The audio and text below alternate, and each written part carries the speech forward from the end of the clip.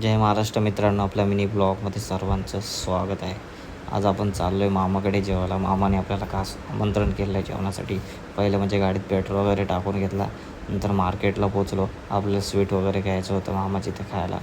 तर स्वीट वगैरे घेतला. त्याच्यानंतर आपण तिथनं जायला निघालो. रोड पूर्ण खाली होता आणि जाताना आपल्याला पेट्रोल पंप वगैरे लागला आणि पेट्रोल पंपावर एवढी भरपूर गर्दी होती ना, कारण की रोहामध्ये कुठेच CNG वगैरे काहीच भेटत नव्हता. CNG सर्वकडे बंद होता. त्याच्यामुळे तिथे भरपूर ट्रॅफिक झाली होती. त्याच्यानंतर बायकोला मी गाडी चालवायला दिली आणि तिने खूप छान गाडी चालवली. मलासुद्धा खूप मजा आली तिच्यासोबत. त्याच्यानंतर तिनेसुद्धा खूप एन्जॉय केली गाडी चालवायला, कारण तिने बरेच दिवसांनी गाडी हातात घेतली होती. मम्मी वगैरे सोबत होती. त्याच्यानंतर मामाच्या इथं वगैरे आम्ही पोचलो. थोडा रिलॅक्स वगैरे झालो.